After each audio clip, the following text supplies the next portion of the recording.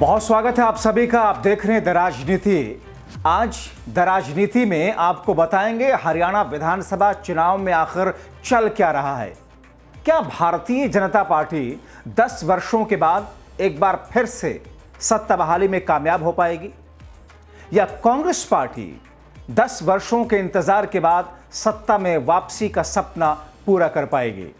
मगर इन दोनों के बीच जिस तरीके से वहां पर क्षेत्रीय दल चुनावी जोर आजमाइश में हैं, खासतौर पर आम आदमी पार्टी जिस अंदाज में जमीनी स्तर पर सियासी जमीन तलाश रही है, उसका असर क्या होगा। क्षेत्रीय राजनीति के क्षेत्रीय दलों की जो राजनीति वहां पर दिखती है, अलग अलग पार्टियों के अलग अलग नेताओं के बड़े बड़े दावे जो कहते हैं कि हमारे बिना इस बार हरियाणा की सरकार बनना संभव नहीं है। और इसके पीछे एक मजबूत कड़ी भी है, पिछला विधानसभा चुनाव। क्योंकि पिछले विधानसभा चुनाव में महज 10 सीटें लेकर के किंग मेकर की भूमिका में जेजेपी आ गई थी।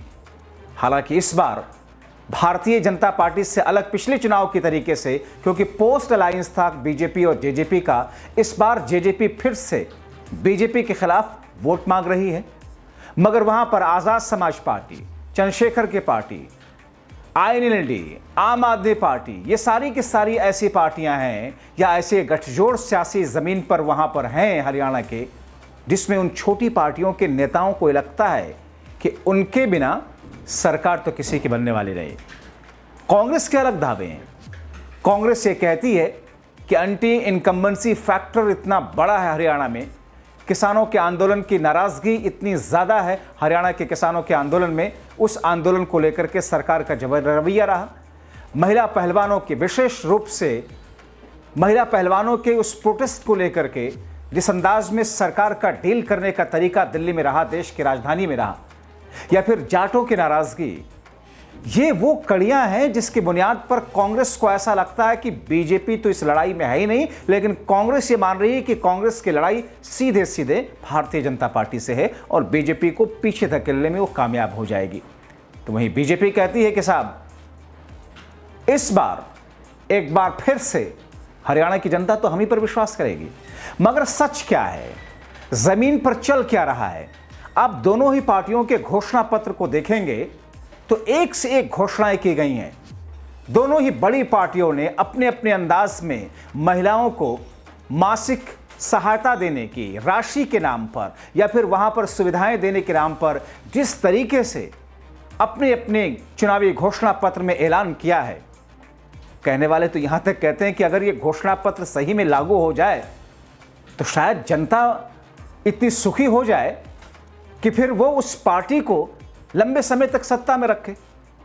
मगर हम आज आपको बताएंगे कि हरियाणा की जमीनी हकीकत, छोटे क्षेत्रीय दलों की जमीनी हकीकत, जमीनी मजबूती है कितनी, और क्या बीजेपी ने जो रणनीति बनाई है वो कांग्रेस पार्टी के उस वार और उस प्रहार में बह जाएगी, हवा में तैरने लग जाएगी, या फिर छोटे दलों पर भी वहां की जनता विश्वास जताएगी। महज चंद ही रोज बचे हैं। 5 तारीख को, 5 अक्टूबर को हरियाणा के अंदर विधानसभा चुनाव के लिए मतदान होना है। कांग्रेस बीजेपी दोनों ने अपने अपने घोषणा पत्र जिस अंदाज में जारी किए और जिस तरीके से घोषणाएं की, स्टार प्रचारक मैदान में उतार करके प्रचार में जिस तरीके से लगे हुए हैं।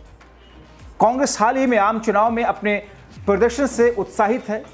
10 साल बाद राज्य की सत्ता में वापस करने के लिए तैयार है।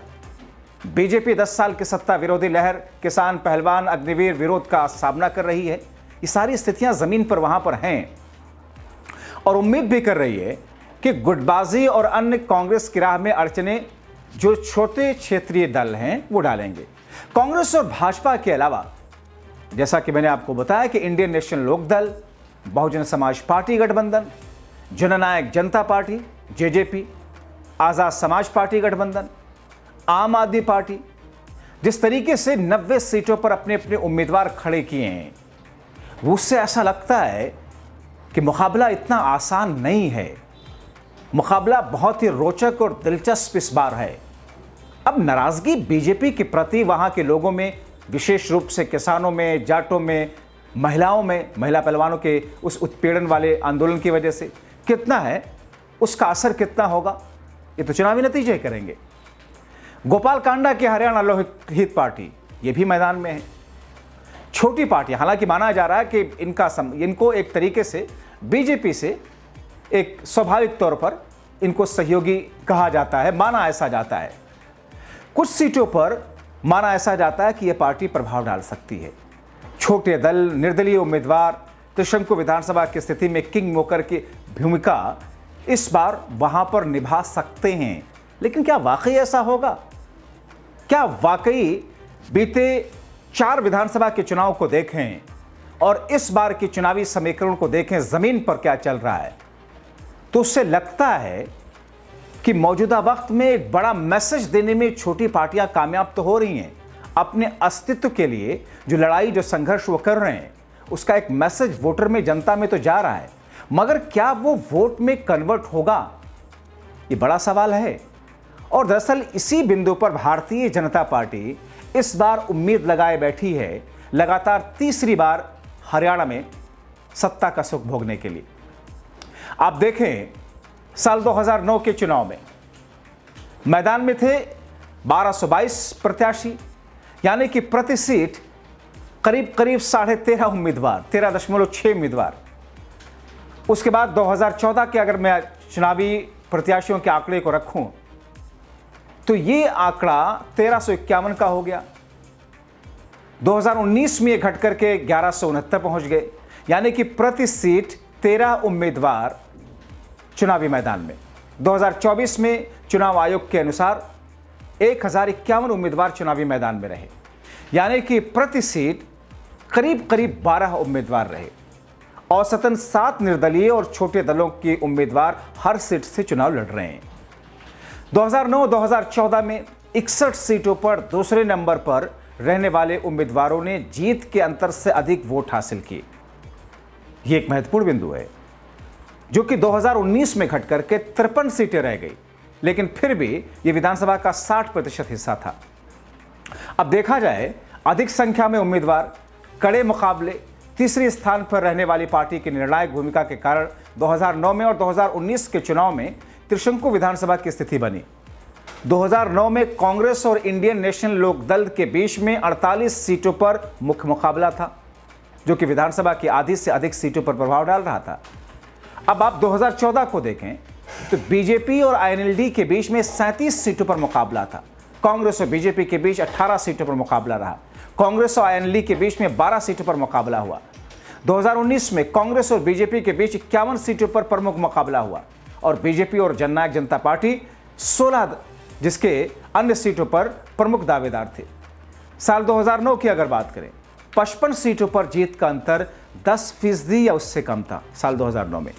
ये 2019 में घट करके 47 सीटों पर आ गया, जो कि फिर भी विधानसभा की आधी से अधिक सीटों का प्रतिनिधित्व करता है।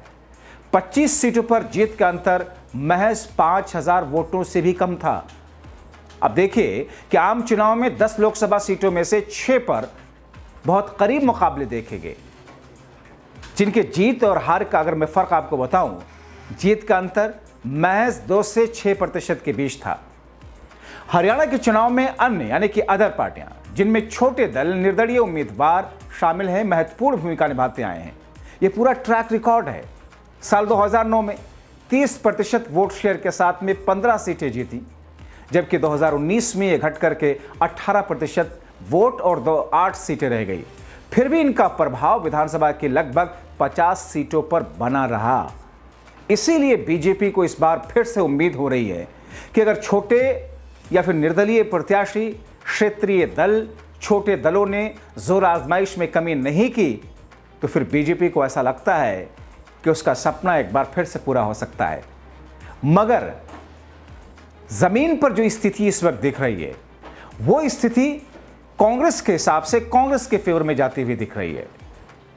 Indian national Lokdal Bahujan Samaj party यानी कि आईएनएलडी और बीएसपी गठबंधन जाट समुदाय की नाराजगी को भुनाने, दलित समुदाय के एक हिस्से को अपने पक्ष में लाने की इस बार उम्मीद कर रहे हैं। दोनों मिलकर के इस हिस्से के वोटर को अपनी तरफ खींच रहे हैं। जेजेपी को साल 2019 में 10 सीटें मिली, यानी कि पिछले विधानसभा में 15% वोट शेयर को बनाए रखने में संघर्ष पड़ना पड़ रहा उसे।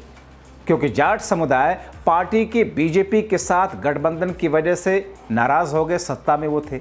नाराजगी न सिर्फ बीजेपी के लिए है जाटों में, बल्कि जेजेपी के लिए भी जनता के बीच में, खासतौर पर जाट वोटर्स में है। आम आदमी पार्टी भी राज्य की राजनीति में अपनी उपस्थिति जिस तरीके से दर्ज कराने की कोशिश में है, दिल्ली मॉडल के आधार पर आम आदमी पार्टी कुछ सीटों पर जीत की उम्मीद फिलहाल करते हुए दिख रही है। खास तौर पर जब से अरविंद केजरीवाल बाहर आए जेल के और चुनावी मोर्चा उन्होंने संभाला। बीजेपी और कांग्रेस दोनों को अपने अपने भीतर में विद्रोही उम्मीदवारों का सामना करना पड़ रहा है। ये भी एक कड़वी सच्चाई है। यहां मुश्किल दोनों ही पार्टियों के सामने है।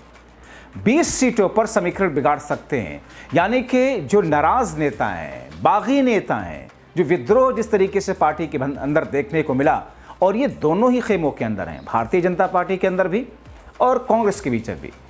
अब अगर ऐसे में ये उनका प्रभाव ज़मीन पर उसी स्तर पर पड़ा जैसा कि वो मेहनत कर रहे हैं या दावा कर रहे हैं, तो फिर 20 ऐसी सीटें हैं जहां पर दोनों का खेल बिगड़ सकता है।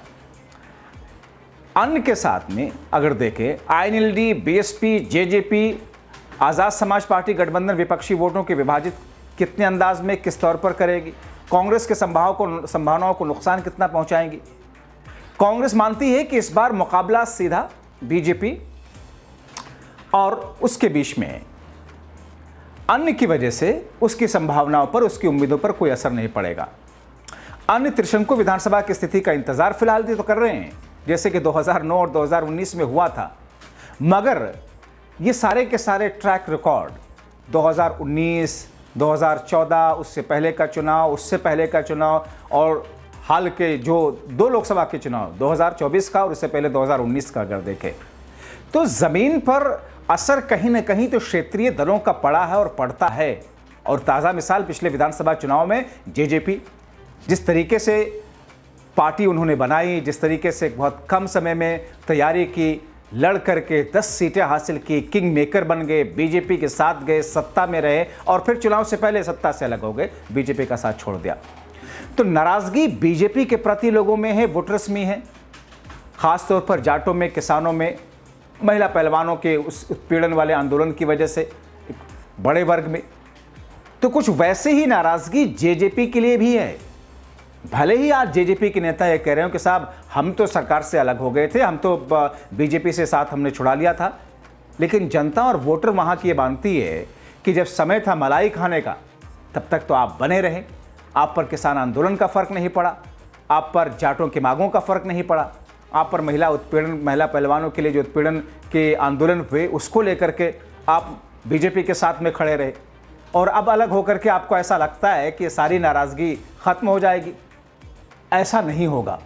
ये वहाँ के राजनीतिक जानकार फिलहाल जो ज़मीन पर रोज़ाना वहाँ की स्थिति को बनते हुए, बिगड़ते हुए, सुधार होते हुए, बिगाड़ होते हुए देख रहे हैं। चूँकि 5 तारीख को वहाँ पर मतदान होना है, बहुत कम वक्त बचा हुआ है।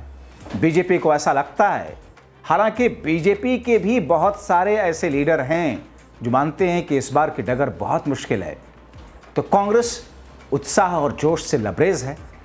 बहरहाल 8 तारीख का इंतज़ार, मतदान के बाद में जब 8 तारीख के नतीजे आएंगे तो बीजेपी की उम्मीदें कितनी टूटी, कांग्रेस के सपने कितने पूरे हुए और क्षेत्रीय पार्टियों ने क्या कुछ कमाल दिखाया, तस्वीर साफ हो जाएगी।